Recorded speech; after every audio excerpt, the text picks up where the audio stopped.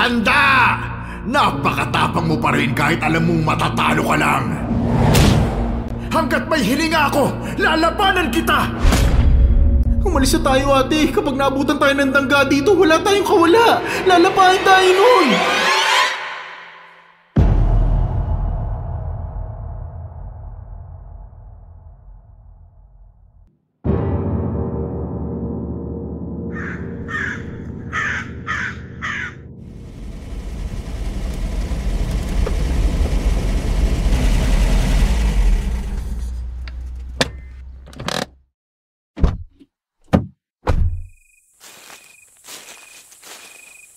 Miss?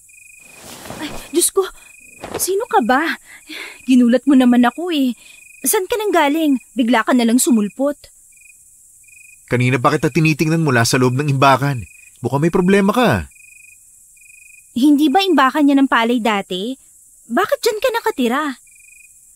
Pinatira ako ng may-ari. Marami kasing kabataan ang pinapasok yan at sinisira kung alam nilang hindi na ginagamit.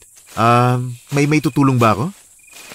Na-flat ang gulong ng kotse ko eh. Bigla na lang nasira. Bagong palit yan eh. Ay, ang malas talaga. Kung kailan malapit na ako makarating sa pupuntahan ko, saka pa nasira. Minsan hindi malas ang dahilan ng mga ganyang bagay. Minsan tinatawag ka lang ng lugar. Nakatadhana sa'yo mapunta rito pansamantala. Ha? Anong ibig mong sabihin doon, mister? Ibig kong sabihin, napunta ka rito, dito ka nasiraan kasi may tutulong sa'yo. Eh kung sa ibang lugar, baka wala kang makuhang tulong. Sa bagay, may point ka naman. May alam ka bang talyer? Baka abutan pa ako ng dilim dito sa daan eh. Walang talyer dito, walang bahay na malapit. Nakita mo naman, di ba? Puro malalawak na lupa ang nasa paligid. Paano kaya to? Hindi ko naman mapuntahan si Tio para sunduin kasi wala magbabantay ng kotse ko. Di ba mas mabuti kung wag ka na lang munang umalis? Tumigil ka na lang muna sa imbakan. May upuan sa loob. May lampara rin. Ipagpabukas mo na yan. Tuwing umaga kasi maraming dumadaan dito para pumunta sa bayan. Pero kapag ganitong paggabi na, wala na. Hindi na. Malapit lang naman kina Tio. Kaya ko nang lakarin. Kailangan ko lang nang magbabantay sa kotse ko. Ako nang bahala dyan, miss. Walang lalapit dyan habang ako nakatingin. Sigurado ka ba? Oo, kapit lang. Konting tiwala. Sige. Pero, anong pangalan mo nga? Manuel. Ako naman si Cassandra. Pero Sandra na lang. Mauna na ako, Manuel. Pakitignan yung kotse ko, Oo, ako nang bahala. Sunduin mo ng tsuhin mo. Mag-iingat ka, Sandra. Salamat, Manuel. Nginitian ni Sandra ang lalaki pagkatapos ay umalis na siya. Binilisan niya ang paglalakad para makarating na siya sa bahay ng tsuhin habang hindi pa lumalatag ang dilim. Hindi naman niya magawang mabilisan ng husto ang paglalakad dahil sa maletang dala niya. Palingalinga siya sa paligid dahil may kakaiba siyang nararamdaman. Pakiramdam niya ay may nakatingin, may sumusunod sa kanya. May naririnig din siyang yabag at mga kaluskos sa damuhan. Pero kapag nililingon niya ay wala namang tao. Dahil sa takot, mas binilisan pa niya ang paglalakad hanggang sa marating na ang kubo ng kanyang tsuhin. Tio Oke! Tio Oke! Buksan mo ang pinto!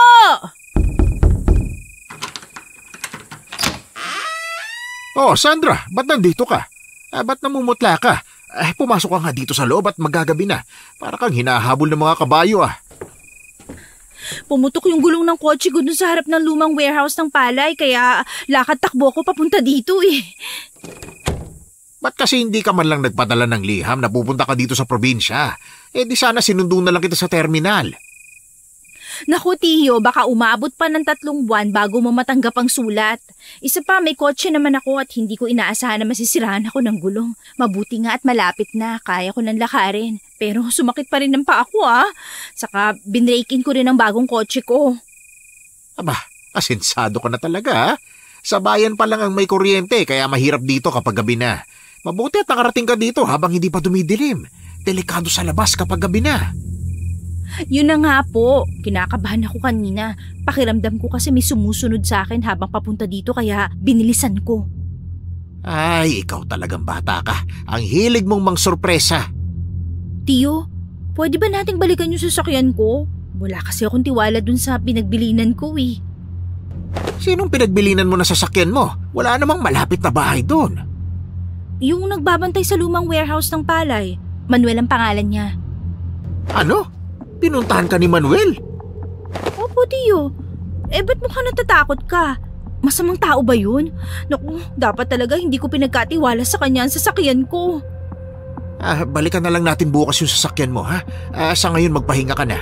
Hindi na rin natin maaayos dahil gabi na, madilim na doon. Wala namang magtatangkang pumunta doon sa imbakan lalo na't gabi na. Takot ang mga tao sa lugar na yon. Diyan ka na muna, Sandra, ha? Lalagyan ko muna ng mga bawang ang paligid ng bahay. Para saan naman po, Tiyo? Sinisiguro ko lang na hindi tayo papasukin ng masamang elemento, lalo pat nakausap mo si Manuel. Ano naman po masamang elementong tinutukoy mo, Tiyo, ha? Masamang tao ba si Manuel at takot siya sa bawang? Kung si Manuel na nag-aasik ng dilim ang nakausap mo, delikado talaga. Sandra, isa siyang aswang. May aswang pa ba sa panahon ngayon? Di ba sabi nga nila mas matakot ka sa buhay kaysa sa mga patay? Hindi naman patay ang mga aswang, Sandra. Nakikisalamuha sila sa mga buhay para makapanakit ang makapambiktima. Sa tinagal-tagal ko ng albularyo, marami na akong nakitang mga nilalang na nihinagap hindi mo iisiping totoo pala. Siguro sa ngayon hindi ko lang kayang paniwalaan ang mga aswang at masasamang elemento na yan, Tiyo. Alam mo naman sa syudad, ang masasamang elemento hindi mga aswang o mangkukulam, kundi mga tao mismo na nanlalamang ng kapwa. Siya. Hindi na ako makikipagtalo sa'yo. Balang araw maniniwala ka rin sa akin. Siya nga pala, kamusta ng nanay mo? Halos 6 na buwan na nga palang nakalilipas nang mamatay si Noel dahil sa kanser, ano? Kahit papano, nakakangiti na, Tiyo. Madalas ko rin naman siyang binibisita simula nung mamatay yung amain ko. Ayaw mo bang samahan ng nanay mo? Wala nang amain mo Sigurado malungkot siya mag-isa. Okay naman ako sa apartment ko ngayon, Tiyo. Madalas kaming hindi magkasundo ni Mama simula nung mamatay ang tatay ko. Lagi na kami nag-aaway. Tapos ngayong namatay si Tiyo Noel, naku, lalong hindi na kami magkasundo. Ano ba kasing pinag-awayan yung mag-ina? Simula pa man dati ayoko na sa mga kinakasama niya. Simula nung namatay si tatay, kung sino-sino na lang ang sinasamahan niya. Baka nangulila lang sa tatay Eusebio mo. Gusto rin ng yumao kong kapatid na maging masaya ang nanay mo kapag nawala na siya, kesa mabuhay siya sa pangungulila. 6 na buwan pa nga lang patay si Tiyo Noel, pero ang dami na naman niya nakakausap ng mga lalaki. Baka naman nalulungkot lang ang nanay mo, kaya ganun. Ba't naman siya malulungkot? Nandito naman ako. Hindi pa ba ako sapat? Nasa 30 anyos ka na, Sandra. May ibang buhay ka na rin. Darating ang panahon at magkakaroon ka na sarili mong pamilya. Wala nga po akong kasintahan. Magkapamilya pa kaya? Imposible. Sa ganda mong yan, walang nanliligaw sa'yo sa syudad. Meron po, pero hindi ko naman sila type. Ay nako, masyado kang pihikan. Baka tumanda kang dalaga niyan. Tulad ko, tumandang binata. Abay, huwag mo nang sundan ang yabak ko, ha? Ano ba kasing type mo? Siyempre, yung may itsura, mabait at hindi bastos. Yung seryoso sa buhay at hindi yung naglalaro lang. Wala bang ganon sa mga manliligaw mo sa syudad? Wala po, Tiyo. Maraming gwapo pero hindi lahat may magandang intensyon. Iniingatan ko lang po ang sarili ko. Sa bagay, wala namang mali sa pag-iingat.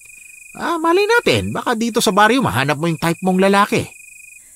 Pwede po yan, Tiyo. Pero gusto ko yung mistiso, matangkad at matangos ang ilong. Tulad nung si Manuel na bantay dun sa imbakan. Ano ka mo? Yung Manuel ba na tinutukoy mo yung nagbabantay sa luma at abandonadong imbakan? Opo, bakit po? Ay nako, magkagusto ka na sa lahat, wag lang sa lalaking yon. Mukha naman siyang mabait, Tiyo. Mukha lang, Sandra. Hindi mo kilala ang totoong pagkatao ni Manuel. Kaya naman wag ka nang lalapit sa kanya, ha? Isa siyang halimaw. Talaga po? Sa bagay, medyo may kakaiba nga sa kanya habang kausap ko kanina. Hindi ko lang matukoy kung ano. Maraming naghihinala na aswang yan si Manuel na nagbabantay sa warehouse. Kaya nga iniiwasan ng imbakan na yan ng mga taga rito, lalo na kapag gabi. Aswang? May ganun kagwapong aswang, Tiyo? Di ba ang aswang mukhang halimaw? Maraming aswang ang nagbabalat kayo bilang magaganda at mga gwapong tao para makapambiktima, Sandra. May nakapatunay ba na aswang talaga siya? 3 taon nang nakalipas nang biglang sumulpot yan si Manuel sa lumang imbakan, pero madalang lang siyang makitang lumalabas. Sabi niya pinapabantayan sa kanyang imbakan.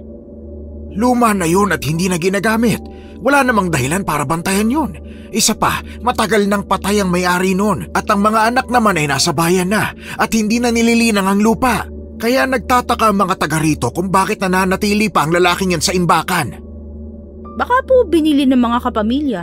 Mahirap namang husgahan yung tao kung wala namang pruweba, di ba? Kaya siguro madalas lang lumabas ng warehouse kasi pinagchichismisan na aswang siya. Ay, ayoko nang makipagdiskusyon sa'yo, Iha. Kailan ba ako nanalo sa'yo pagdating sa ganyan? Ay nako, sige magpahinga ka na muna dyan at tatapusin ko lang itong paglalagay ng bawang. Siguradong pagod ka na sa biyahe. Huwag kang magbubukas ng bintana ng kwarto mo mamaya kapag natulog ka na, ha? Hintayin mo ako dyan at nang sabay-sabay na tayong kumain ni Boy. Si Boy? Oo nga pala, nasan pala siya? Nasa kusina, nagluluto ng hapunan. May mga magnanakaw ba dito, Tiyo? Hindi dahil sa magnanakaw, Sandra, kaya nag-iingat ang mga taga rito. Aswang, Sandra. Dahil sa aswang. Hindi na nakipagtalo si Sandra patungkol sa aswang na binabanggit ng tiyuhin niya. Dumiretso na siya sa kanyang kwarto para dalhin ang kanyang mga gamit. Nilibot niya ng tingin ang kabuuan ng silid. Ito ang palagi niyang ginagamit kapag umuuwi siya ng probinsya. Hindi yun pinagagamit ng tiyuhin niya sa iba, kaya tuwing umuuwi ay malinis at maayos pa rin yun. Halatang hindi pinababayaan ng silid, palaging malinis at kinukumpuni ang mga sirang parte. Kinuha niya ang dalang lighter at sinindihan ng lamparang nasa gilid. Ito lamang ang nagsisilbing ilaw tuwing gabi. Maya-maya ay tinawag na siya para kumain. Sabay-sabay silang naghapunan, pagkatapos ay maagang nagsitulog. Pero kahit pagod ay hindi niya magawang makatulog dahil sa pakiramdam na may nagmamasid sa kanya mula sa labas ng dingding ng bahay. Gusto sana niyang buksan ang bintana para silipin kung may tao nga ba sa labas, pero naalala niya ang bilin ng kanyang tiyuhin. Pinilit na lang niyang makatulog hanggang sa sumapit ang umaga. Iha, kumusta ang tulog mo? Medyo napuyot ako, Tiyo eh. Pakiramdam ko kasi may nakatingin sa akin kagabi, kaya hindi mahimbing ang tulog ko.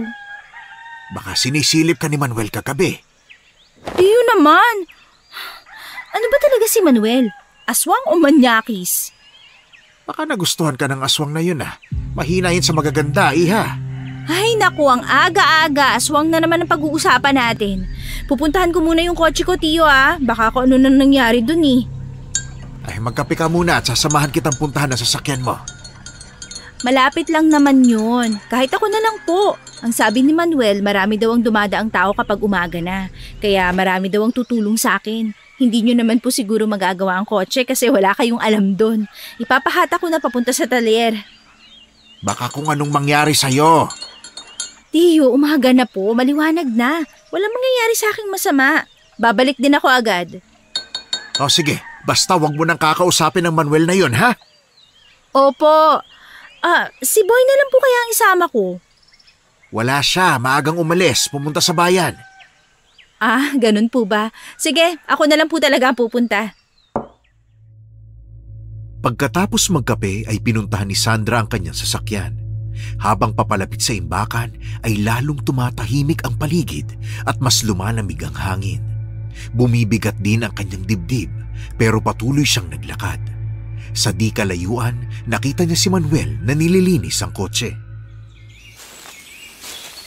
Uy Manuel, ba't nilinisan mo pa yan? Pinababantayan ko lang naman sa'yo eh. Hindi ko naman pinapa-car wash. Medyo marumi na kasi dahil sa alikabok siguro sa biyahe. Sayang ang ganda ng kotse mo kung puro alikabok. Sayang din kung mapapabayaan. Kakahiya naman sa'yo. Aba, sobra-sobra pa sa pagbabantay ang ginawa mo Gusto mo bang magkape doon sa kubo ng tiyo ko? Saglit lang naman yun para makapagpahinga ka rin at makakwentuhan kita. Hindi na Sandra, busog na ako. Kaalmusal ko lang. Ganun ba? Ay, may mantsa yata sa likod ng damit mo, Manuel. Ano yan? Ba't pula? Dugo ba yan? Baka galing dun sa karne na hiniwa ko kagabi. Kagabi pa yan? Medyo mamasa-masa pa oh. Baka naman may sugat ka sa bandang leeg mo. Patingin nga. Wag na, Sandra. Ba't may mga kalmutan leeg mo, Manuel? Paano yan? Baka nung pumunta ako sa gubat kagabi, nasugatan siguro ng mga sanga. Hindi ko na napansin eh. Medyo sanay na kasi ako nangyayari yan. Sigurado ka ba na dahil sa sanga to? Parang ang lalim ng sugat eh. May bula ka ba o alcohol sa loob ng warehouse? Gagamutin ko ang sugat mo, baka may infection eh. Naku, wala akong mga ganyang gamit, Sandra. Ano ba kasing ginagawa mo sa gubat sa gitna ng gabi? Ang dilim-dilim dun. May hinahanap ako. Ha? Ano hinahanap mo? Pagkain. Nangangaso ka sa gubat? Ba't di ka nalang bumili ng ulam sa palengke? Hindi ka ba binabayaran sa pagbabantay mo sa imbakan? Gusto ko kasi ng sariwang karne, Sandra. Ay, delikado naman ang ginagawa mo, Manuel. Bukas, dadalhan kita ng ulam para pasasalamat na rin sa pagbantay sa kotse ko. Nga pala, bibili pa ako ng bagong gulong sa bayan mamaya. Baka bukas ko pa maayos to. Pakibantay ulit, ha? Oo, Sandra, wala namang problema doon. Babantayan ko ang kotse mo, huwag mong alalahanin yan. Nandito lang naman sa tapat ng imbakan. Matapos nilang mag-usap ay nagpaalam na uli si Sandra sa lalaki. Ilang oras din siyang naghintay sa daraang tao para humingi ng tulong. Pero walang lumabas ng baryo para pumunta sa bayan. Kaya nagpasya na lang siyang umuwi. Habang papalayo si Sandra, ramdam niya ulit ang malamig na hangin. Napalingon siya sa imbakan at saglit niyang nakita si Manuel na nakatayo pa rin sa tabi ng kotse. Pero hindi gumagalaw. Sa ilalim ng liwanag ng araw, nakita niya na parang humahaba ang anino niya pakanan. Kahit na ang sinag ng araw ay nagmumula sa likuran niya. Kinilabutan siya sa nakita niya, kaya nagmadali siya sa paglalakad. Nang makarating si Sandra sa kubo ng tiyuhin niya, ay naabutan niya si Boy, ang ampon ng kanyang tiyo Oke, kasama sa bahay. Boy! Saan ka ba nagpunta kanina? Hinanap kita dito sa bahay eh. Umalis ka nga araw ng maaga. Nagpunta po ako sa bayan, ate. Namili po ako ng mga supply dito sa bahay. Sumabay po ako sa tricycle ni Mang Indoy. Tapos dumaan na rin ako sa mga kabarkada ko. Ay naku boy, ang bata-bata mo pa, inuumpisahan mo na ang pagbabarkada. Sa edad mong 18, baka kung ano-anong bisyo pa ang matutunan mo. Di mo ba alam, delikado ngayon? Ate naman eh. Alam mo namang mula pa noon, hindi ako ganyan. Mapait ako, di ba? Teka ate. Bakit ka humahangos? Galing kasi ako sa lumang warehouse kanina. Iniwan ko ang kotse ko doon kasi nasira ang gulong. Naghihintay ako ng dadaan doon para mahinga ng tulong pero walang dumadaan eh. Naku ate, wala na po talagang dumadaan doon kasi mga takot na sa warehouse ang mga taga rito. Ano? Bakit? Dahil po sa lalaki nagpapakita sa lugar na yun na... Pinaniniwala ang aswang. Oo, gano'n na nga po. Kaya may ibang daan na kami papunta sa bayan. Medyo malayo nga lang pero sigurado naman naligtas. Ay, sus ko, ang sakit naman sa ulo ng mga nangyayari dito sa baryo. Sa totoo lang, nakakatakot na dito ate.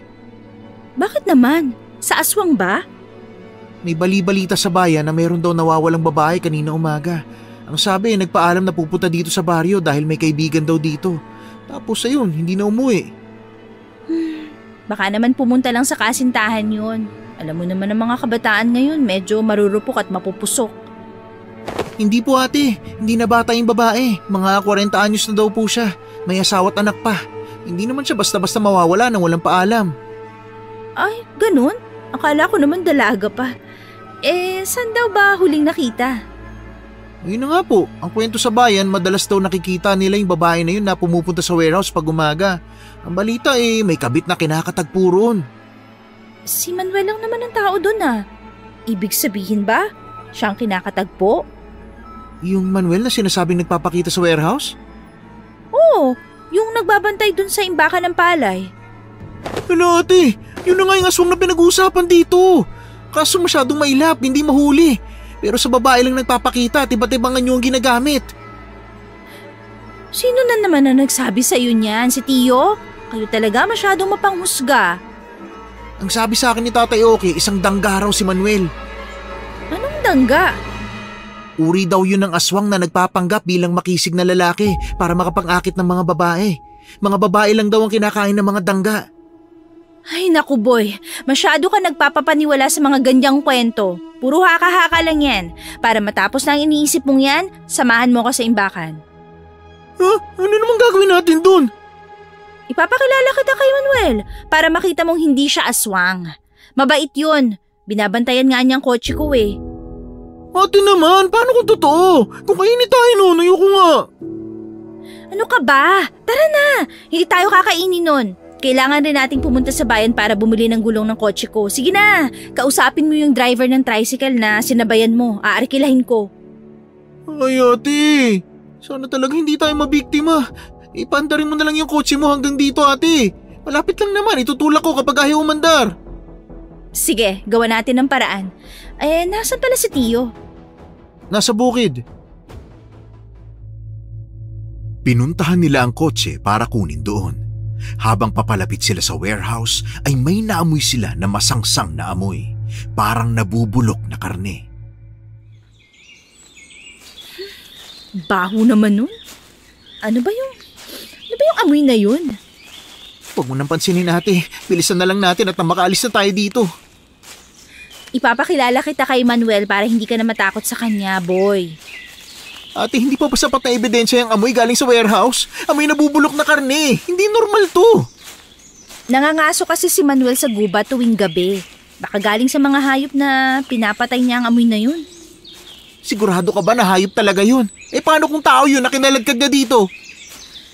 Boy, masyado ka ng praning kakapakinig sa mga kwento ni Tio eh. Nandito na tayo sa warehouse. Sandali, tatawagin ko muna si Manuel. Kailangan kong ipaalam na kukunin na natin ang kotse. Baka kasi magtaka siya na bigla na lang nawala. Manuel? Si Sandra to! Pakibuksan ang pinto! Ate, tara na. Huwag mo na ipaalam. Sasakyan mo naman yun eh. Baka mamaya hindi taong magbukas ng pinto. Baka yung danggapang lumabas dyan. Baka naman natutulog pa si Manuel. O baka lumabas sandali. Ate, alis na tayo. Pwede naman sa kotse na lang tayo dumiretso eh. Kailangan papuntahan yung imbakan. Tara na nga, duwag mo naman. Saka ang baho talaga dito eh. Ayoko na ring amuyin. Kanina pa ako may nararamdaman ate. Baka kung ano pang makita natin dito. Dalhin na natin sa paggawa ng kotse mo. Hala boy, flat na lahat ng gulong. Naku, anong nangyari? Isa lang naman ang sira dito ah. Paano na to kukunin ngayon? Naku, baka talagang sinadya na hindi mo makuha yung kotse mo ate. Ha? Ala, ate, umalis na tayo. Narinig mo yun? Atungal yun. Natural, malapit sa kakahuyan ng lugar na to. Malamang atungal yan na mabangis na hayop. Hindi ate, masyadong malayo ang gubat para umabot dito yung ingay nila. Sigurado kung atungal ng dangga yun. Kasi kahit nasa gubat siya, kapag umatungal, umaabot talaga sa ganito kalayong lugar.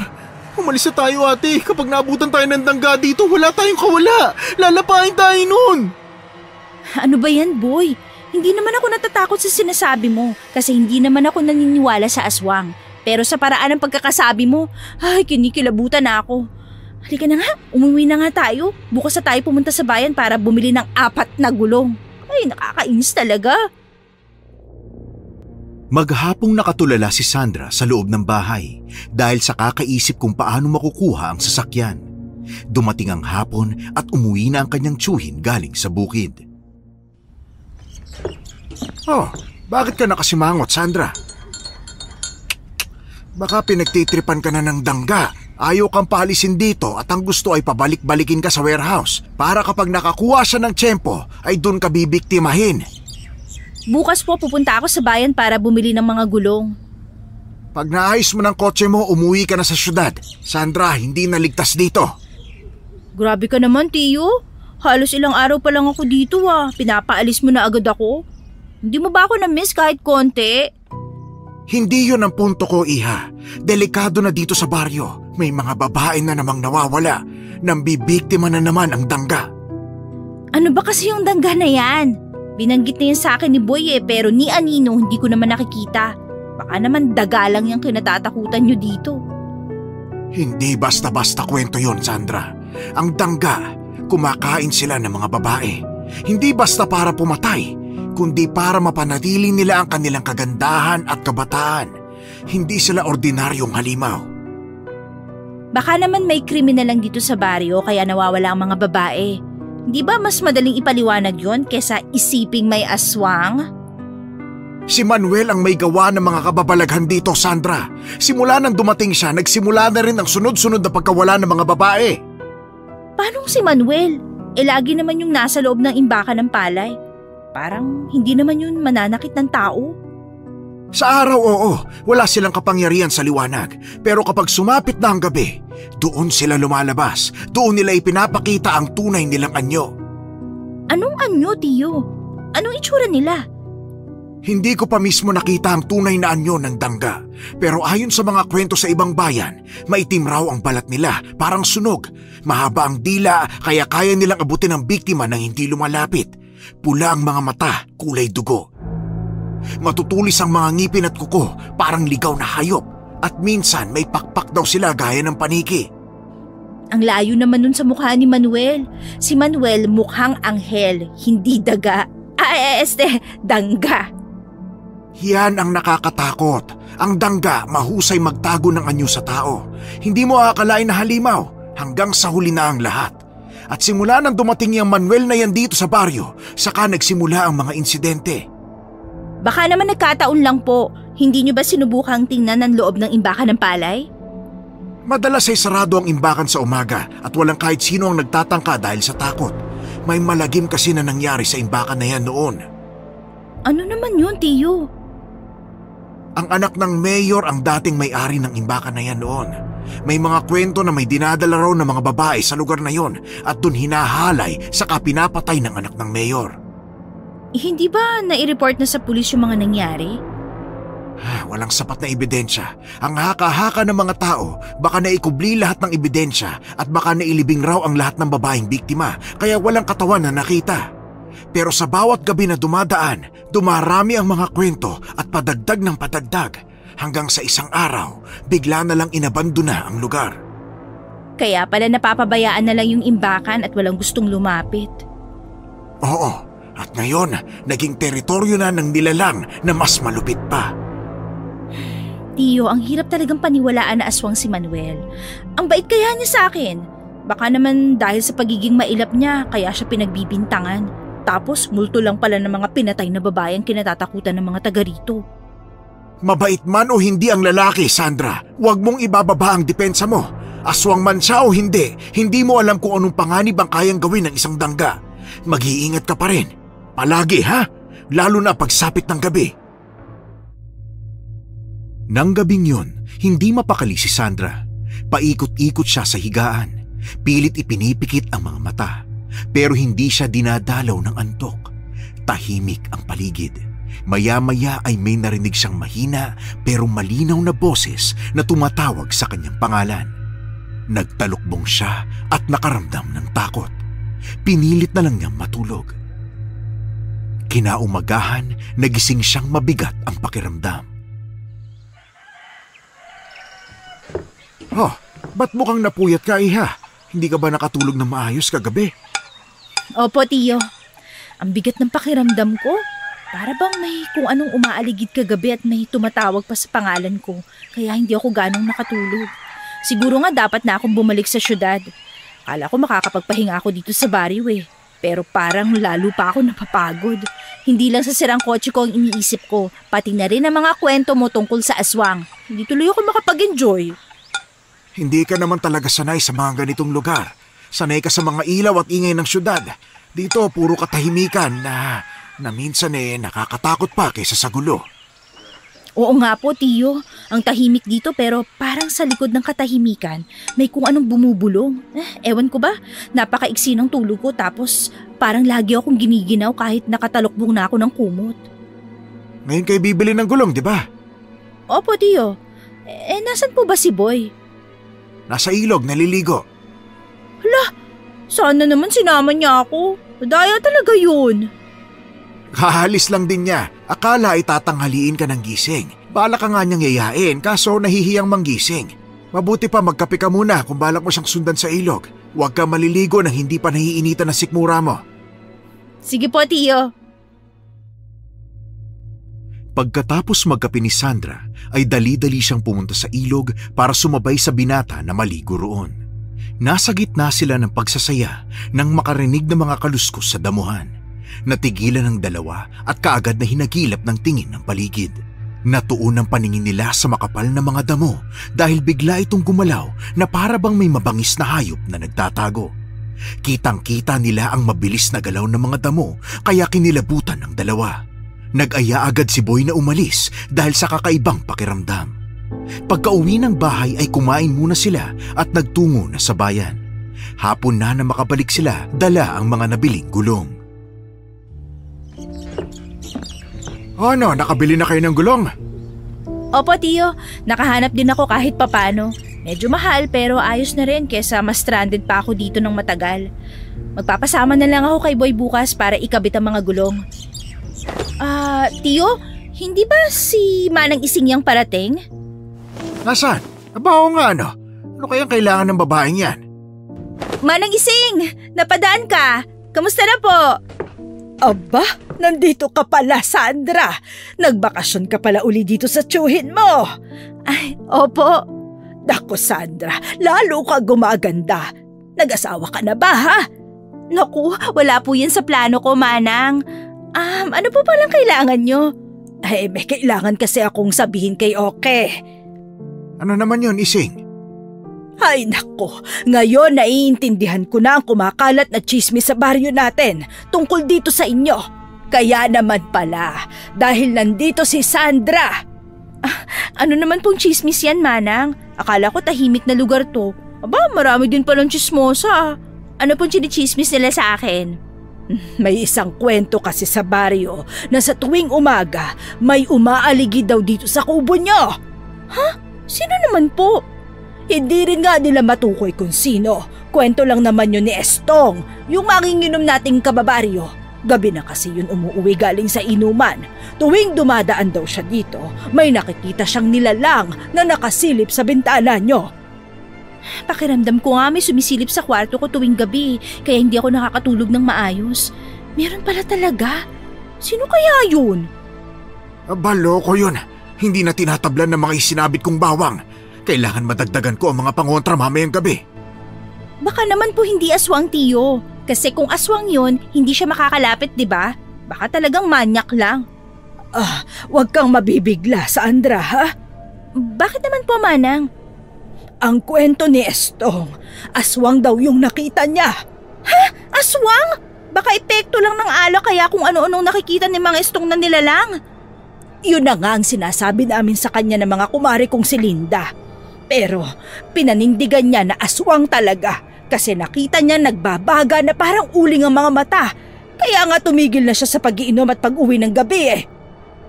Hindi naman pwede na lahat ng masasamang bagay ibinibintang sa aswang, Manang.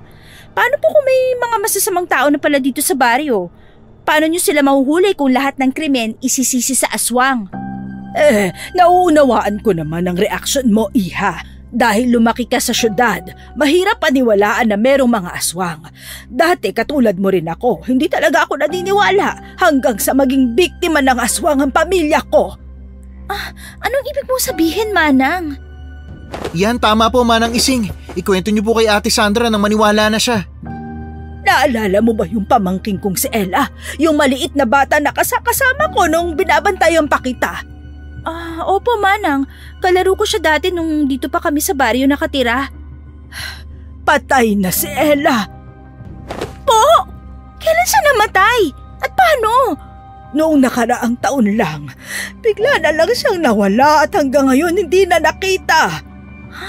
Paano niyo naman nasabing patay na siya kung hindi pa siya nakikita? Hindi kaya naglayas lang siya? Wala namang dahilan si Ella para maglayas. Masaya naman ang buhay namin dito sa baryo. Ano pong sabi ng mga pulis?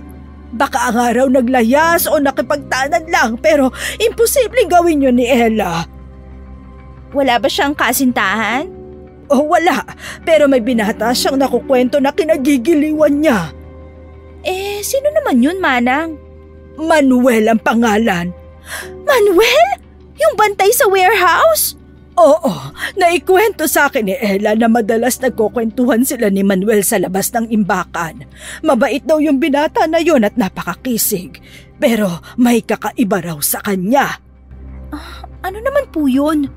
Ni minsan, hindi niya pinapasok si Ella sa imbakan at hindi rin siya bumibisita sa bahay namin kahit na ilang beses na siyang inimbita ni Ella. Kahina-hinala nga po yun, Manang.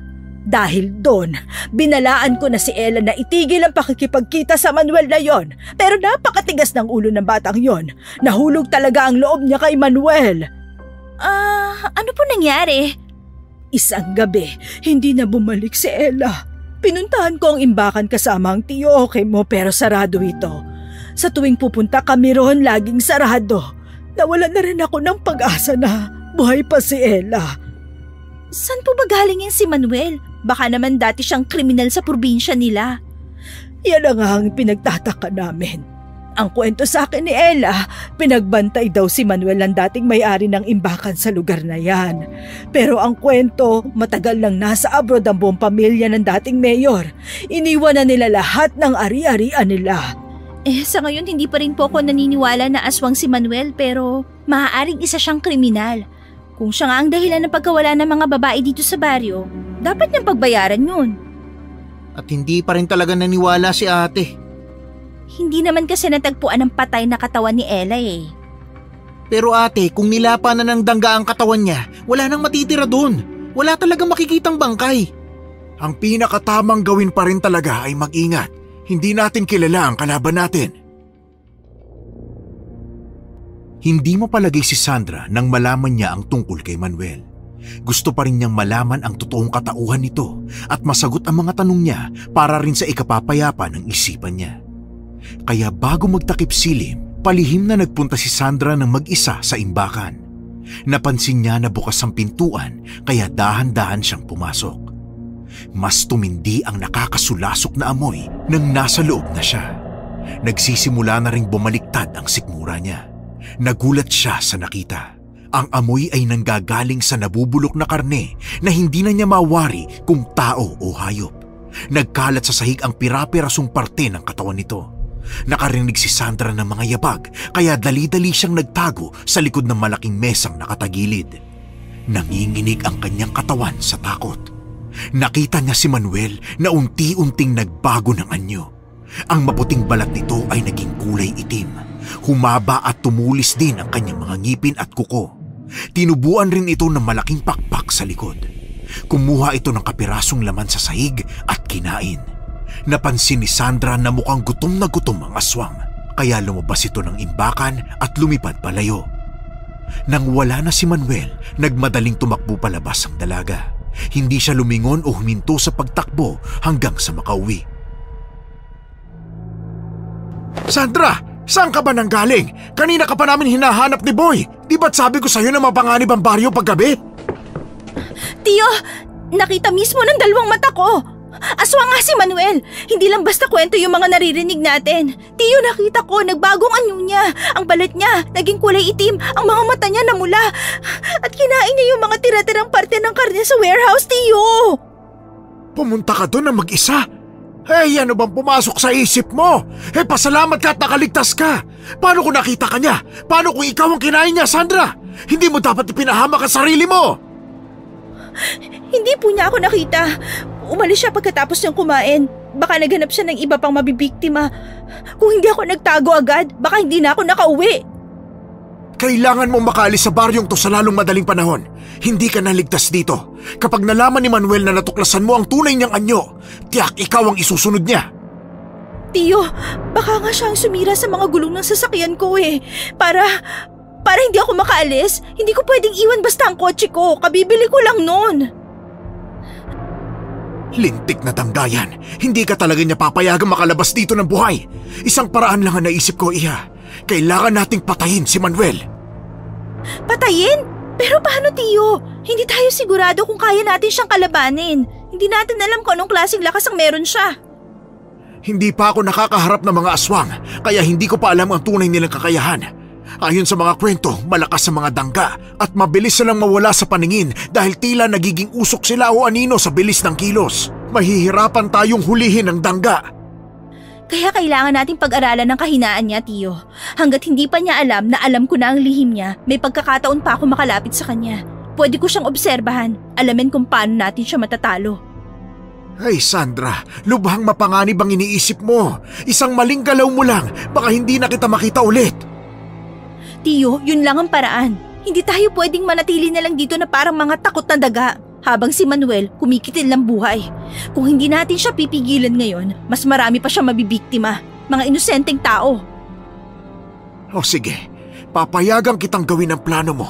Pero kailangan mong mangako sa akin, Sandra. Mag-iingat ka. Huwag kang basta-basta lalapit sa kanya. Tansyahin mo ang bawat kilos niya at oras na makita mong nasa panganib ka, huwag kang magdadalawang isip na tumakbo at manghingi ng saklolo. Naintindihan mo? Naiintindihan ko, Tiyo. Tulad ng ibang mga gabi, hindi makatulog si Sandra. Maya-maya ay nakarinig siya ng mga kaluskos sa bubong. Natatakot siya pero nagpanggap siyang tulog. Kinaumagahan, pumunta sila sa warehouse para isagawa ang plano. Isinabay na rin niya ang pagkukumpuni ng mga gulong. Palihim niyang tiningnan sina Tio Oke at Boy na nagtatago sa malaking puno sa di kalayuan. Maya-maya ay dumating na si Manuel.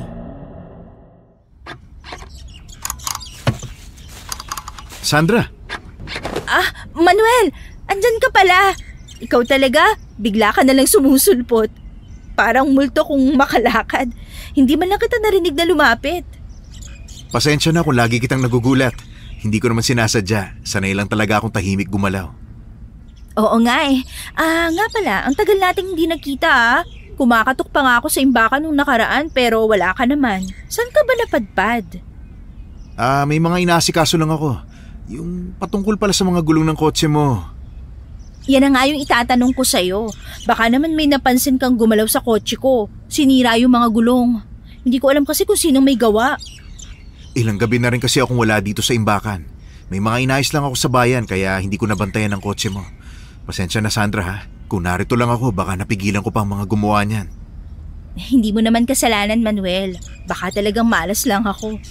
Mukhang magtatagal pa ako dito sa baryo dahil dito eh. Siya nga pala.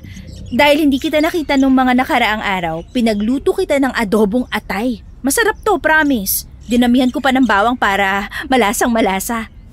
Ito mainit-init pa. Pasasalamat ko to sa kabutihan mo. Salamat Sandra. Pero hindi ako kumakain ng adobong atay. Pasensya na. Ba't parang tinatakpan mo ang ilong mo at naduduwal ka, Manuel? Ayaw mo ba ng niluto ko? Hindi naman sa ganon. Ayoko lang talaga ng amoy. Mauna na ako ha. May kailangan lang akong ayusin pa. Mag-ingat ka dito, Sandra. Saka pala, huwag kang pupunta sa imbakan. Lalo na kapag wala ako. Sige ingat ka rin. Sayang naman tong adobo ko. Ayaw mo talaga? Masama ang pakiramdam ko ngayon. Bumalik ka na lang sa susunod na araw. Sa pagmamadali ni Manuel, nasagi niya ang isang galon na ibinaba ni Sandra mula sa compartment ng sasakyan. Naglalaman ito ng gasolina at nang matumba ay tumapon ang laman dahil hindi gaanong nakasara ang takip. Kitang-kita ni Sandra ang galit sa mata ng lalaki. Kitang-kita rin niya ang pagpula ng mata nito. Hindi pinahalata ni Manuel na nagalit siya. Pero naramdaman ni Sandra na may takot ang lalaki sa likidong yon. Mabilis na umalis si Manuel at matapos ng ilang sandali, umuwi na rin ang dalaga. Tingin ko, Tiyo, ang kahinaan ni Manuel ay tulad din ng sa ibang mga aswang. Ayaw niya sa bawang. Saka napansin kong nagalit siya at nakaramdam ng takot sa gasolina na natapon. Hindi biro ang kalabanin ng mga aswang, lalo na kung ang kahinaan nila ay hindi agad makikita. Kung ayaw niya ng bawang, baka nga kahinaan niya rin ang asin, mga sagradong bagay. Baka takot siya sa gasolina dahil alam niyang sumisiklab ito. Sa pagkakaalam ko kasi, takot ang mga aswang sa apoy. Sapat na kaya ang nalalaman natin para kalabanin siya? Wala na bang ibang paraan na mas madali kesa sa labanan siya ng direkta? Ang hirap kaya. Siguro'y panahon na talaga para harapin ang aswang na yan. Sa oras na sumugod siya dito, lalabanan natin siya. Wala nang atrasan. Kung hindi natin gagawin ito, maghihintay na lang tayo hanggang dumami ang mga biktima niya at baka ikaw pa ang sunod ng target. Walang ibang naglalakas loob na harapin ang dangga at puro takot na lang ang umiiral. Sigurado ka ba, Tiyo? Pag nilabanan mo siya, malalaman niyang may alam na tayo sa kanya. Hindi na tayo makakakuha pa ng impormasyon laban sa kanya. Baka mas lalo lang tayong mapahamak. Hindi ko na rin kaya pang hayaan ka na lumapit kay Manuel. Masyadong mapanganib, Sandra. Hindi ko kayang mawalan ng pamangkin. Tama rin naman po ang kalabanin siya para makuha ko ng kotse ko doon. Sisiguraduhin ko na mapapatay ko siya kapag sumugod kasi yun lang ang ating pagkakataon. Huwag ka mag-alala sa kotse mo. Hindi naman yun magagalaw ng ibang tao. Salamat, Tiyo. Hindi ko alam kung paano ka matutulungan sa laban na to. Pero kung magtatagumpay tayo, sigurado ako magiging ligtas na tayo. Maging alerto lang tayo palagi. Hindi natin alam ang mangyayari. Boy, tulungan mo akong maghanda ng mga panlaban sa aswang. Dikdikin mo ang mga bawang sa kusina at pigain mo naman ang mga kalamansi, Sandra. Kukunin ko ang mga galon na walang laman. Lalagyan ko ng tubig at doon isasama ang mga gagawin niyo. Sige po. Ang tahimik na gabi ay lalo pang naging tahimik. Dahil pinakikiramdaman nila ang paligid, lalo silang kinikilabutan. Napapansin nila ang mahihinang ingay at kaluskos. Ramdam nila ang malamig na hangin sa paligid. Sa gilid ng bahay, may nilalang na umaaligid nang sumilip sa bintana si Tio Oke. Bago isara ng matanda ang bintana, ay may biglang pumigil sa kanya. Dumungaw si Manuel na nasa anyong aswang na. Ang bango mo, Sandra. Sariwa, malinis. Hindi tulad ng iba. Napakadalang na makatagpo ng tulad mo sa baryong ito. Huwag mong bibiktimahin ang pamangkin ko, halimaw! Hoy, tanda. Dapat nasa kama ka na ng ganitong oras. Matanda ka na at kailangan na ng pahinga. Hindi ka na dapat nagpupuyat. Hindi mo ba alam na sa dilim, ang mga mahihina ang unang kinakain?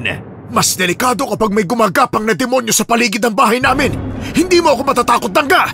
Boy, sabuyan mo siya! Apo, umalis kang aswang ka! Lumayo ka sa bahay namin! Talaga? Malalakas ang loob niyong itaboy ako? Hindi ka pa ganun kaliksi, bata! Nagagawa kong iwasan ng walang kahirap-hirap ang pag-atake mo! Alam ko na may mga nilalang katulad mo sa mundong ito, Manuel. Pero hindi ako natatakot. Hindi ako papatalo sa'yo. Tingnan natin.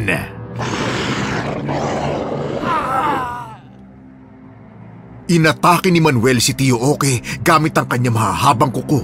Pero tumatama lang ito sa hangin dahil hindi niya mailusot ang kamay sa bintana. Hinampas naman ni Tio Oke ang braso ng aswang gamit ang kanyang baston na may inorasyon ng langis ng nyog.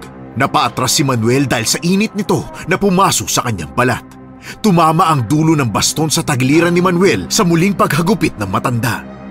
Sa galit ng aswang ay bumuga si Manuel ng malapot na laway. Nabigla si Tio Oke at umiwas, ngunit hinablot siya ng aswang at bumaon ang matulis na kuko sa kanyang braso. Nakipagtigasan ng lakas si Tio Oke hanggang sa hinablot siya ng aswang palabas ng bintana at inihagis siya sa labas ng bahay. Tumilapo ng albularyo at bumagsak sa lupa. Nanlabo ang paningin niya pero hindi pa rin bumibitaw sa baston. Dumudugo ang braso niya dahil sa sugat na lalong ikinatuwa ng aswang. Napatingin si Manuel sa loob ng bahay. Lumawak ang ngiti niya nang makitang nakasilip na si Sandra sa bintana. Pero nawala agad ang kanyang ngiti nang makita ang hawak ng dalaga.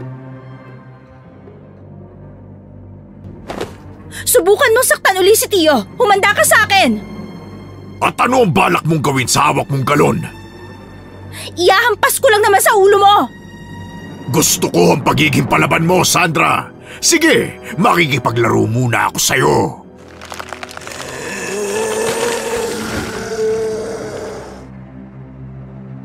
Hindi na hinayaan ni Sandra na magsalita pa ang halimaw. Dali-dali siyang lumabas ng bahay at isinaboy kay Manuel ang laman ng galon. Hindi niya ito tinigilan hanggang sa umatungal sa galit ang aswang. Dinampot naman ni Boy ang baston kay Tio Oke at pinaghahampas ang halimaw. Pinagtulungan nila si Manuel hanggang sa maitaboy nila ito. Dahil sa pinsala sa katawan ay lumipad papalayo si Manuel. Tio, ayos ka lang ba? Oo, ayos lang ako. Boy, tulungan natin si Tio na makapasok sa bahay. Opo, ate. Hala, Tio, nangingitim ang sugat mo. May laso ng kuko ng aswang. Naorasyonan ko na ang sugat kanina habang pinapahiran ng langis. Kaya hindi nakakalat pa ang lason. Kaya lang, hindi pa rin tapos ang laban. Ang pinakamahalaga ngayon ay makaligtas tayo. Palagay ko ay nagalit na ng husto ang aswang. Hindi na niya tayo patatahimikin. Ano pong gagawin natin ngayon, tatay? Kailangan lang nating maging handa sa lahat ng pwedeng mangyari. Ilang gabi na ang lumipas at hindi pa sila sinasalakay ni Manuel dahil palagi silang nagsusunog ng goma sa labas ng bahay. Sinabitan din nila ng mga halamang kinatatakutan ng mga aswang ang buong dingding. Nagsasaboy rin sila ng asin sa lupa para hindi makatapak ang aswang sa kanilang bakuran. Tiyo, kamusta na po ang pakiramdam mo? Gumagaling na ang sugat ko. Malaki na ang naitulong ng orasyon ko at halamang gamot. Babalik pa kaya si Manuel? Hindi tayo nakakasiguro kung babalik pa siya o hindi na. Nabawasan ang lakas niya. Mas mahalaga sa kanilang uri ang manatiling buo ang lakas kaysa magpakalunod sa iisang biktima. Pero pag naghilom na po siya, baka balikan na tayo. Dapat handa tayo. Tama ka, boy. Pero hindi na siya basta-basta makakapasok sa lugar na ito. Pinrotektahan ko na ng orasyon ang buong bahay. Pero hindi ibig sabihin nun na nanalo na tayo. Buhay pa ang halimaw na yon. Anumang oras ay pwede siyang sumalakay. Hindi ko akalaing totoo pala lahat ng mga kinukwento mo, Tiyo. Noon parang kwento lang ng matatanda. Ngayong nasa harap ko na, totoong nakakita na ako ng aswang. Nakakakilabot pala talaga ang itsura nila. Hindi lahat ng tao ay nakakaranas nito, Sandra. Pero ikaw ang pinili niya. Ibig sabihin may kung anong liwanag sa'yo na hinahanap ng mga nilalang na tulad niya. Sabik na sabik siyang makuha ka.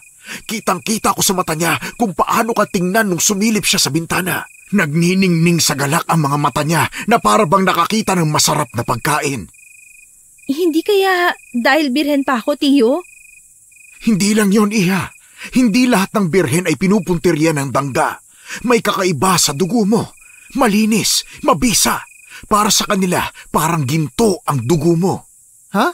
Ginto? Paano nangyari yun, tatay? Ano po bang ibig mong sabihin? Paano naging ginto ang dugo ni Ate Sandra? Hindi ko maintindihan. Hindi ba't lahat tayo ay kulay pula ang dugo natin? Bakit siya pa ang pinili? Ano bang meron sa kanya na wala sa atin? Sabi ng matatanda, malinis ang dugo ng isang tao kapag hindi pa ito nadudungisan ng masamang enerhiya o bisyo. Ang mga taong may mabuting kalooban, kababaang loob at positibong pananaw sa buhay ay malinis ang dugo. Naniniwala rin sila na ang kabutihan sa puso ay naglilinis hindi lang ng espiritu, kundi pati ng dugo ng tao. Kung ganon, parang hindi ko na kayang takasan ng pagkakapili sa akin. Hindi ko alam kung paano ko haharapin lahat ng yun, Tiyo. Pero gusto ko pa rin lumaban. Gusto ko maprotektahan ang aking sarili at pati po kayo. Huwag kang matakot. Hindi ka nag-iisa. Nandito kami. May panlaban tayo. Kaya nating tapusin si Manuel. Basta akong bahala sa pag-atake. Gagamitin kong baston at itak. Si tatay ang bahala sa orasyon. Ikaw, ate, ang bahala sa takbo. Hoy! Hindi ako tatakbo, ha? Lalaban ako. Loko ka. Ginawa mo akong duwag. Yan ang gusto ko, Iya. Hindi tayo nagtatago. Lumalaban tayo. Kinabukasan, maaga silang pinuntahan ni Manang Ising na may daladalang masamang balita. Sandra, okay. Kailangan niyong marinig ito. Ano po nangyari, Manang Ising? Si Manuel, sumalakay kagabi kina Ipe. Akala nila kung ano lang yung kalos ko sa bubong. Pero nung lumabas sila, aswang pala. Tinangay pa raw yung ilang manok na dumalaga. May mga bakas ng kalmot sa pinto ng bahay ni Rosa. Grabe naman. Dati naman hindi siya ganun. Wala nang natira sa katauhan niya, kundi gutom at galit. May isa pa. May babae na namang nawawala. Si Nena, yung pamangkin ni Rosa. Hindi na nakauwi matapos maghakot ng tubig sa poso kagabi. Wala ring makitang bakas. Parang nilamon ng lupa. Hindi pwedeng magpatuloy to. Kailangan na nating gumawa ng paraan. Pumunta sina Sandra, Tio Oke at Boy sa warehouse upang tingnan ang kotse ni Sandra. Tama nga ang hinala ng tatlo na pati ito'y pinagdiskitahan na ng aswang. Bumungad ang kalunos-lunos na kalagayan ng kotse. Basag ang mga salamin, wala na ang pansara ng pinto sa tapat ng passenger seat, puro kalmot na ang mga upuan at sira na ang makina. Hayop siya! Anong ginawa niya sa kotse ko? Sobrang walang awa. Gusto na niya talagang gawing imposible na makaalis ako dito. Hindi ko to palalampasin. Humanda siya sa akin. Wala na. Hindi na to mapapagana, ate. Matinding ayusin ito. Malaking perang kailangan para ma-repair. Alam niyang ito lang ang mabilis na paraan para makaalis ka, Sandra. Gusto niyang ikulong ka sa baryong ito. Manuel! Naririnig mo ba ako? Hindi mo kami kayang takutin. Hindi kami uurong. Hindi kami tatalikod. Lalabanan talaga kita. Walang iya ka! Sandra, tama na. Hindi natin alam kung ano pang susunod na gagawin ni Manuel. Huwag mong sayangin ang lakas mo sa galit. Gagamitin natin yan kapag dumating na ang tamang oras. Dahil sa galit, patuloy na umatake para manakot si Manuel sa baryo. Sinisira din niya ang mga bahay at binubulabog ang buong baryo tuwing gabi. Lalong lumaki ang takot ng mga taga-baryo sa halimaw. Isang gabi, hindi pa sumisikat ang araw ay dinalaw na sila Manang Ising kasama ang pamangkin nito. Okay, gising na ba kayo? Oh, Ising, anong balita? May isa na naman babaeng nawala. Si Mila, anak ni Mang Elias. Wala na raw sa higaan paggising nila kaninang umaga. Hindi na siya nagpapanggap. Hayagan na siyang nambibiktima. Ang mga tao takot na. Wala nang gustong lumabas pagdilim. Makinig ka, Ising. Kailangan nating kumilos bago pa lumala ang lahat. Sabihin mo sa lahat ng taga-baryo, maglagay sila ng asin sa paligid ng bahay nila. Sa bawat sulok, bubong, sa bintana, sa pintuan. Hindi sapat ang panalangin lang. Kailangan magtulungan tayo. Kailangan ding magronda ang mga kalalakihan. Magdala ng sibat at sulo. Hindi tayo dapat magpadala sa takot sa halimaw na yon. Panahon na para tugisin siya. Asin sa paligid ng bahay, bawang sa bawat bintana at pintuan. Sige, okay. Ako na ang bahalang magsabi sa mga kababaryo natin. Walang kahit isang bahay ang pwedeng makalimot. Dahil sa galit ni Manuel, kahit sino pwede niyang biktimahin. Ising, may sasabihin pa ako sa'yo. Isang bagay na ikaw lang ang dapat makalam. Ano yon? Plano kong sugurin si Manuel sa imbakan. Ha? Mag-isa?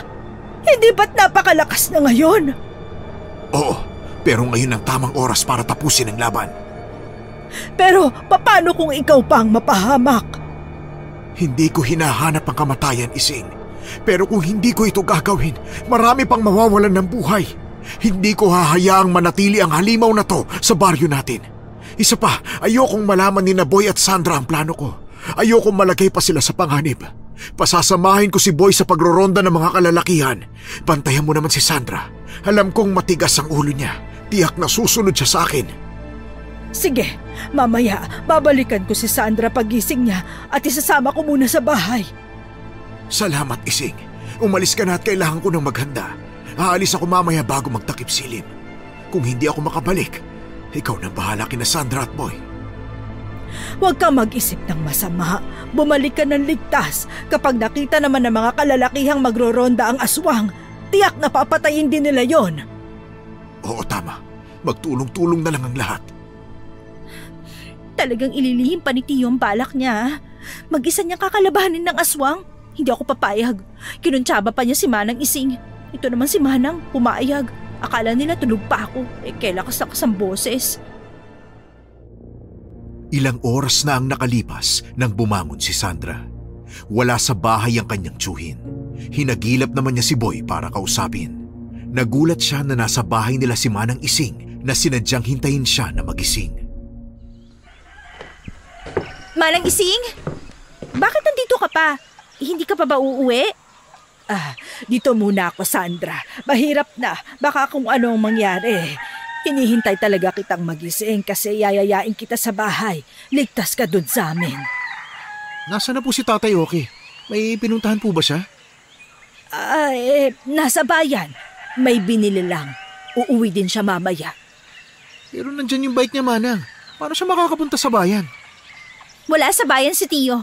May inaasikaso siya dahil may lakad siya mamayang gabi. Di ba, Manang? Hindi ko dapat sinasabi pero baka kailangan yung malaman. Makikipaglaban si Mang Oki kay Manuel ng mag-isa.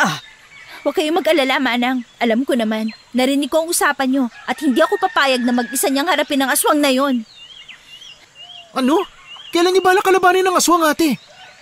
Mamayang gabi pa, kaya malamang umalis siya para maghanda ng mga sandata na gagamitin.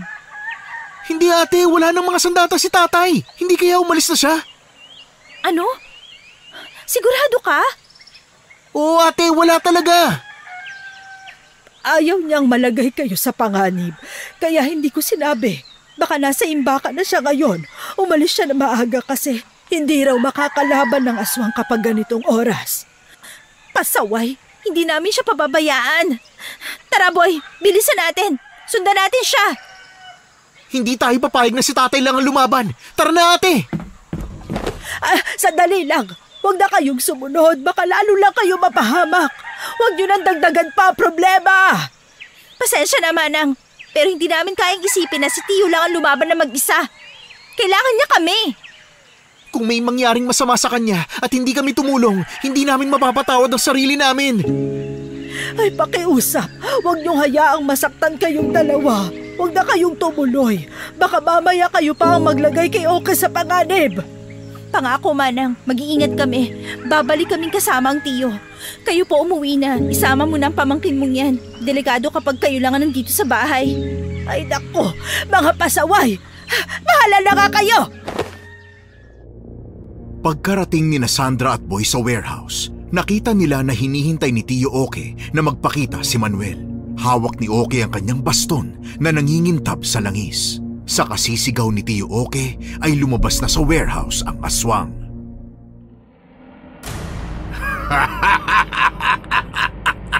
Tanda! Napakatapang mo pa rin kahit alam mong matatalo ka lang. Ang lakas ng loob mong hamunin ako! Ang tunay na pagkatalo, Tangga, ay kapag hinayaan mo ang kasamaan na manaig. Hanggat may natitira akong lakas, lalaban ako. Tatalunin kita para wala ka nang mabiktima pa. Hindi ka na dapat mambiktima dito. Matagal na kaming nagpaubaya dahil sa takot, pero ngayon, hindi na pwede. Tigilan mo na ang kasamaan na ito! Tanda, hindi mo pa rin naiintindihan. Hindi ako lumikha ng kadilimang ito. Ang lugar na to, sadyang may taglay na kasamaan. Sinipsip ko lang ang kasamaan na nandito, ang mga ginahasang babae noon.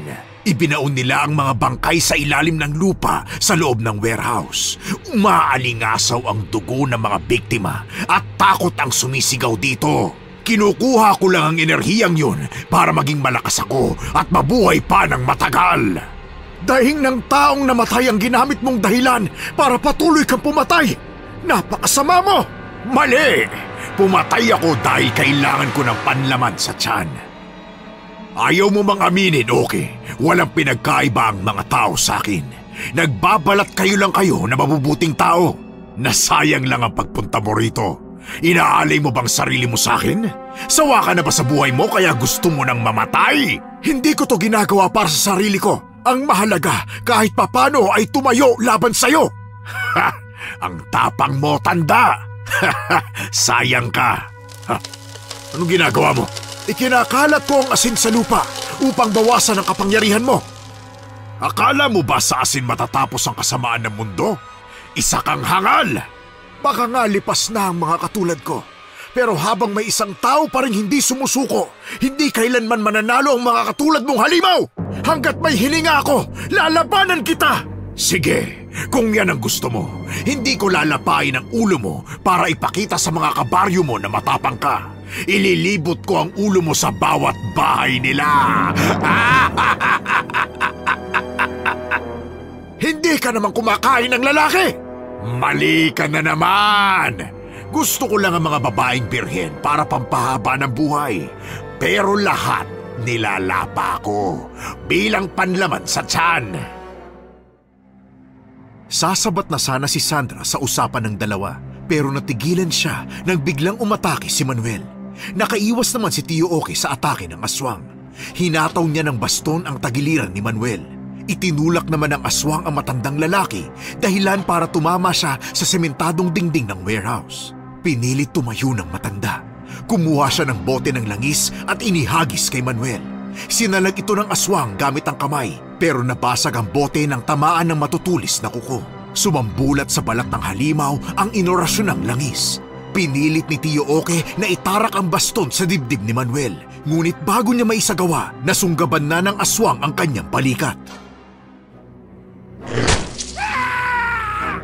Tio! Walang hiya ka, Manuel! Hoy! Nandito ka na pala, Sandra! Hindi ko na kailangan pumunta sa bahay niyo! Bitiwan mo ang tiyo ko! Ayaw! Bakit nandito kayo? Umalis na kayo dito! Aswang! Akong harapin mo! Anong magagawa mo, bata? Hindi mo naman kayang gamitin ang dala mong itak na yan! Hinataw ni Boy ang aswang, kaya iniwan ni Manuel si Tio Oke. Kaagad namang nilapitan ni Sandra ang tiyuhin para tulungan. Kinausap siya ng matanda na sabay nilang sabuyan ng asin ang halimaw.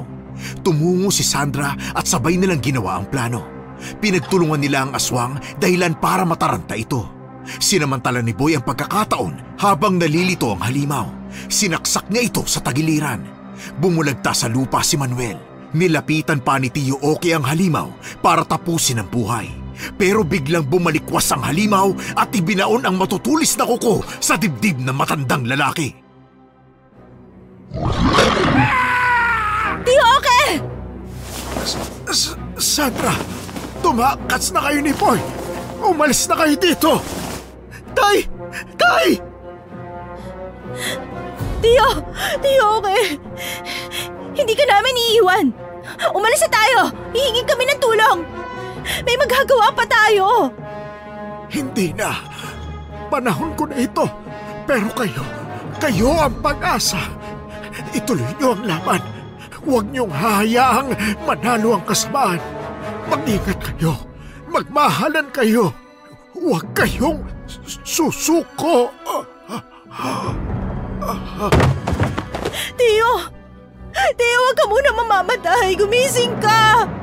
Tio, kailangan ka pa namin. Tatay! Huwag mo kaming iwan, tatay! Ate, si tatay! Hindi na nagsasalita! Hindi siya pwede mawala! Tio! Halimaw! Halimaw ka, Manuel! Pagbabayaran mo to! Walang giya ka! Wala na siya, ate! Tumakas na siya! Sugatan din siya eh!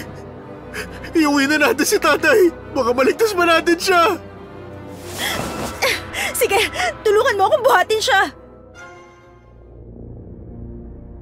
Nang gabing yun, namatay si Tio Oke. Mabilis na kumalat ang balita na pinatay ng aswang na si Manuel ang matanda. Tumigil pansamantala ang pananalasa ni Manuel, ngunit patuloy pa ring binalot ng takot ang mga tao. 3 araw pagkatapos ng libing ni Tio Oke, nagpunta si Ising sa bahay nito para dalawin sina Sandra at Boy. Nawalan tayo, hindi lang ng isang matapang na lalaki, kundi ng mabuting tao.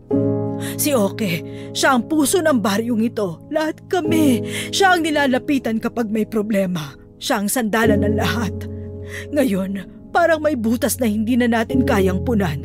Hindi lang sa baryo kundi sa puso natin. Kayo na lang ang natitira. Kayong dalawa na mahal niya. Kayo ang iniwan niyang pag-asa. Ayokong pati kayo ay mawala. Manang, hindi namin matanggap ang nangyari kay Tio Oke. Hindi tama na matapos lang ng ganito ang lahat. Hindi kami papayag.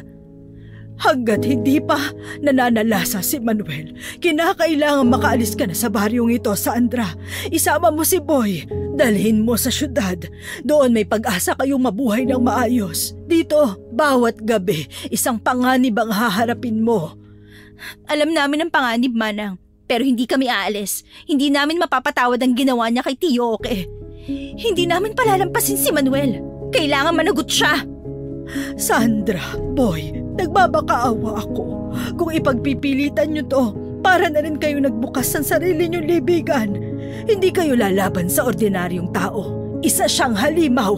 Hindi niyo alam ang klase ng puot at gutom na bumabalot sa kanya. Alam namin, Manang, pero nakita rin namin kung paano siya nasaktan. Nakita namin ang nagkalat na dugo sa imbakan. Hindi siya totoong malakas. Takot lang tayo sa kanya. Kaya po kung magtutulong-tulong tayo, matatalo natin siya. Malaki ang tinamo niyang sugat, Manang. May laban pa tayo. May pag-asa pa. Kaya siguro hindi siya umatake dahil nagpapagaling. Kailangan natin yung agapan. Unahan natin siya. Pero hindi pa rin siya katulad ninyo. Hindi kayo kasing bangis niya. Hindi niyo kayang pantayan ang kasamaan niya. Hindi namin kailangan maging kasing sama niya para lumaban. Ang kailangan lang namin ay tapang at pananampalataya. Tama po si ate. Hindi pa tapos ang laban ni tatay. Hindi kami aalis. Hindi kami susuko. Sana gabayan kayo ni Mang Oke mula sa langit. Kakausapin ko ang mga kababaryo natin. Kagaya ng bilin ni Oke, magroronda kami at bubulabugin ang aswang. Magtutulong-tulong tayo na harapin siya. Ang mga tao sa baryo ang nagdurusa dahil sa aswang na yan. Kailangan lumaban tayo. Opo, mas malakas kapag sama-sama at nagkakaisa. Kami ni Boy na ang unang sasalakay sa aswang habang tinitipon mo ang mga kababaryo natin. Mag-iingat kayo. Kailangan pagdating namin, buhay pa kayo, ha? Basta po huwag kayong mahuhuli. Nagawa mo pa talagang tumawag, bata ka. Hindi tayo susuko. Hindi ganon ang itinuro ni Oke. Kailangang tapusin na natin to. Alam ko ang kahinaan niya, yung puso. Sabi ni tatay dati, ang puso ng aswang ang pinakamahina nilang bahagi. Hindi sapat ang sugatan si Manuel ngayon.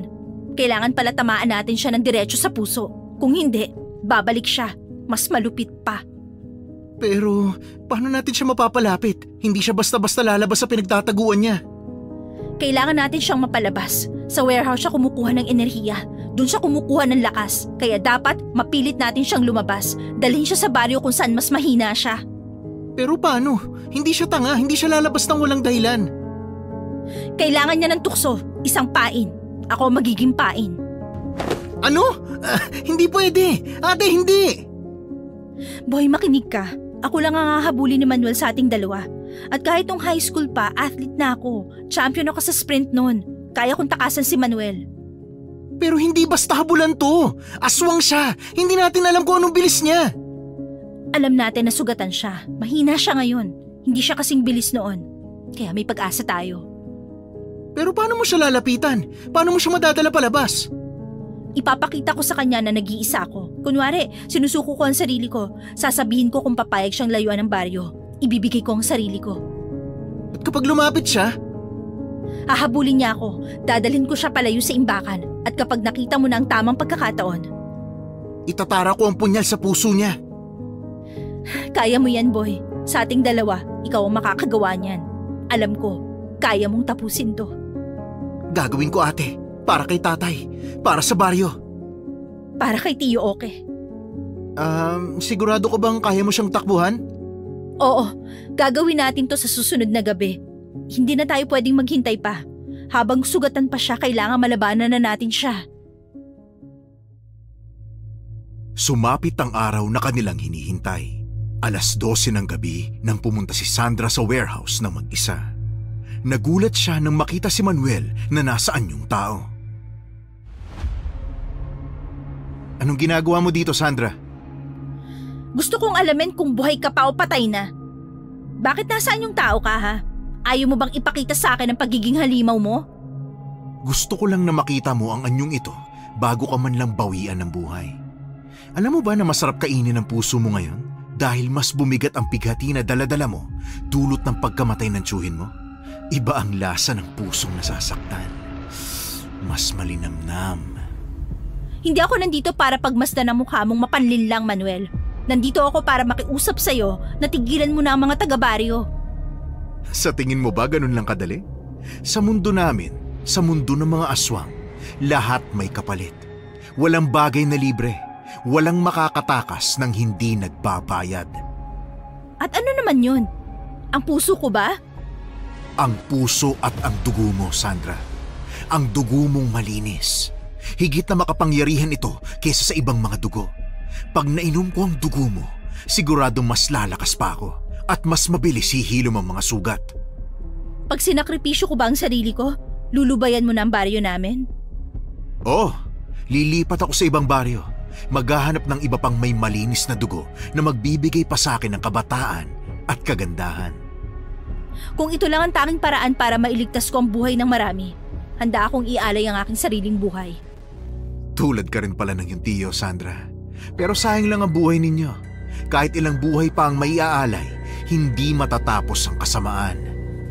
Kayang gapiin ng liwanag ang kadiliman, Manuel. Yan ang palaging sinasabi ng tiyo ko. Diyan siya nagkamali. Hindi ka pa ba nagugutom? Lumapit ka sa akin, Manuel, at samsamin mo ang dugong matagal mo nang gustong matikman. Matagal na akong nananabik na matikman ka, Sandra. Ang malinis at sariwa mong dugo. Habang papalapit kay Sandra ay unti-unting nagbago ang anyo ni Manuel. Humaba at tumulis ang mga ngipin at kuko ng lalaki. Naging pula ang kanyang mga mata at lumabas ang kanyang mga pakpak. Habang papalapit siya, ay mabilis na dinukot ni Sandra ang nakatagong asin sa kanyang bulsa at isinaboy sa mukha ni Manuel. Hindi agad nagawang tumakbo ni Sandra dahil sa takot. Traitor kang babae ka! Papatayin kita! Akala mo ba'y mapapatay ako ng asin na yan? Huwag mo kong maliitin, Sandra! Hindi ko alam kung paano mo natitiis ang sakit na dulot ng asin, Manuel. Pero titigil ka rin. Hindi ko hahayaang magpatuloy ang ginagawa mo. Walang makakapigil sa akin! Hindi ako matatakot sa'yo, Manuel. Lalaban ako para sa baryo ko at hindi ko hahayaang manalo ka. Matapang ka, Sandra. Pero wala kang magagawa. Naigalaw ni Sandra ang kanyang mga binti at kumaripas siya ng takbo. Dahil mahina pa ang katawan ni Manuel dahil sa kanyang mga sugat, hindi niya nagawang lumipad. Tumakbo siya para habulin si Sandra. Akala ng dalaga ay hindi siya maaabutan ni Manuel dahil sa naging pinsala nito. Pero halos kaunti na lang ang pagitan niya sa aswang. Para masagip ang sarili, lumiko siya papuntang gubat at doon nagtago sa makakapal na damo. Umaasa siya na hindi siya makikita ni Manuel. Nang papalapit na si Manuel sa kinaroroonan ni Sandra, ay kumaripas ng takbo ang dalaga. Naabutan siya ni Manuel at hinila ang kanyang mahabang buhok. Akala mo ba ay matatakasan mo ko? Amoy na amoy kita, Sandra! Hindi ka makakapagtago sa akin kahit ano pang gawin mo! Bitawan mo ako! Halimaw ka! Bitawan mo ako! Nasasaktan ako! Walang iya ka! Hindi na kita bibitawan! Kakainin na kita para hindi ka na makawala pa! Uubusin ko lahat ng dugo mo at pagpipira-pirasuhin kita! Itong asin ang kainin mo! Ang sakit! Walang iya kang babae ka! Naisahan mo na naman ako! Boy! Boy! Nandito na siya! Atakihin mo na! Ito bang hinahanap mo, Sandra? Ang binatang ito na walang lakas? Bitiwan mong leg ko, aswang! Hindi ako makahinga! Magaling ang plano niyong dalawa. Nagpahabol ka sa akin para makalayo ako sa teritoryo ko at humina ang aking kapangyarihan. Mas magaling kang mag-isip kesa sa tsuhin mo, Sandra. Pinahanga mo ako. Kaso lang, hindi mo yata alam na malakas ang pangamoy ko. Nalaman kong nagtatago itong kasama mo sa likod ng puno dahil sa nakakasulasok na amoy ng bawang sa katawan niya. Bitawan mo siya, Manuel! Ako na lang! Ako na lang ang saktan mo, wag siya! Ba't naman ako mamimili ng papatayin sa inyo kung pwede naman kayong dalawa? Manuel, parang awa mo na! Pakawalan mo na si Boy! Ako nagplano ng lahat ng ito! Ako may atraso sa'yo! Sinungaling! Huwag mo akong gawing hangal, Sandra! Di ba't ako ang gusto mong kainin? Ako na lang ang kunin mo. Di ba't ito ang gusto mong matikman, Manuel, ha? Itong dugong to na matagal mo nang kinasasabikan? Tikman mo! Dahil sa pagkasabik sa dugo ni Sandra, inihagis ni Manuel si Boy at tumama ito sa puno. Kinagat naman ng aswang ang kamay ni Sandra at napasigaw ang dalaga sa sobrang sakit. Maya-maya ay bumangon si Boy at itinarak nito ang punyal na dala sa likod ni Manuel. Napasigaw ng malakas si Manuel. Nang maalis ng aswang ang pagkagat niya sa kamay ni Sandra, kinuha ng dalaga ang punyal na nakatago sa kanyang likod at itinarak naman ito sa dibdib ng dangga. Nagsilabasa naman ang mga kalalakihan at pinagtulungan nilang patayin ang aswang. Boy, nagawa ba natin? Napatay ba natin siya? Oo, ate. Wala nang dangga. Mabubuhay pa ba siya niyan? Sinilaban na siya ng mga kabaryo natin gamit ang gasulinang inuwi mo sa bahay. Ibinigay yun ni Manang Ising sa kanila. Malaya na ang baryo mula sa kanya. Malaya na tayo, ate. Salamat naman kung ganon. Nagtagumpay tayo, boy. Nagtagumpay tayo. Nagkaisa ang lahat para matalo ang aswang. Nawalan ng malay si Sandra at nang magising ay nasa bahay na. Nagulat siya dahil naroon si Manang Ising. Manang, ba't nandito ka? Ano nangyari? Nawalan ka ng malay. 24 oras kang tulog, iha. Ginamot ni Boy ang sugat mo. Talaga? Boy, marunong ka? Oo, ate. Tinuruan ako ni tatay na manggamot pati sa mga nalalason. Si Manuel pala, ano nangyari sa kanya? Nawala na ba siya ng tuluyan? Abo na siya, Sandra. Huwag mo nang alalahanin. Sobrang saya ng mga taga rito dahil wala na ang aswang. Dahil yon sa katapangan mo, Sandra. Hindi po. Dahil yon sa pagkakaisa ng lahat. Mahirap rin naman talagang paniwalaan, Manang. Kung hindi ko nasaksihan lahat siguro, hindi rin ako maniniwala. Hanggang ngayon iniisip ko kung totoo ba talaga nangyari o baka panaginip lang. Kung panaginip man, masaya ko na natapos na ang bangungot. Nag-alay nga pala kagabi ang mga tao dun sa warehouse para matahimik na ang mga kaluluwang hindi matahimik. Mabuti naman po kung ganon, Manang. Sana naman matahimik na sila. Ngayong wala na si tatay. Ikaw na lang ang nag-iisang pamilya ko, ate. Sa syudad ko na lang ipagpapatuloy ang pag-aaral ko sa high school. Kung isasama mo ko, ate. Talaga? Sasama ka sa akin, boy? Oo, ate. Pwede ba? Oo naman, pwedeng-pwede. Ibinilin ka sa akin ni Tio. Kapatid na kita, hindi kita pwedeng pabayaan. Salamat, ate. Pag-aaralin kita ng kahit anong kurso sa kolehiyo. Basta mag-aral ka mabuti, ha? Oo naman, ate. At isa pa, mag-isa lang ako dun sa apartment ko. Sa dinanas ko dito sa baryo, parang nakakatakot ng mag-isa. Mas kampante ako kung kasama kita. May poprotekta sa akin laban man yan sa aswang o sa tao. Pero alam ko mas matapang ka sa akin, ate. Matapang ka rin naman. Magpakabait ka sa ate Sandra mo, ha? Huwag mo kaming alalahanan dito, boy. Siguradong natakot na ang ibang mga aswang na lumipat dito dahil alam nilang nagkakaisa ang mga tao. Mawawala na ang mga aswang pero siguradong dadayo naman ng mga kriminal at masasamang loob sa baryo natin, Manang. Kahit saan, laging mayroong kadiliman. Galing man yan sa tao, sa ibang mga nilalang. Kaya dapat, lagi tayong mag-iingat laban sa mga masasama. Tama ka dyan, Sandra. Yan din ang kinababahala ng ibang mga taga-baryo. Pero naniniwala ako na kaya naming harapin lahat ng pagsubok. Pagkalipas ng 1 linggo, nilisan ni Sandra ang baryo kasama ni Boy. Ipinagkatiwala niya ang bahay kay Manang Ising. Ganon din ang ibang mga gamit ng kanyang tiyuhin laban sa mga aswang. Habang nakasakay sa tricycle ang dalawa, tinapunan ng tingin ni Sandra ang warehouse. Naalala niya ang mga naging karanasan doon. Kinilabutan pa rin siya. Pero alam niyang payapa na ang baryo. Hindi na rin takot ang mga tao na dumaan sa kalsadang yon. Napabuntong hininga na lang siya nang makita ang kanyang kotse. Ibinilin niya rin yun kay Manang Ising habang nag-iipon ng pampaayos dito. Napangiti na lang siya at pagkatapos ay itinuon ng tingin sa unahan ng kalsada.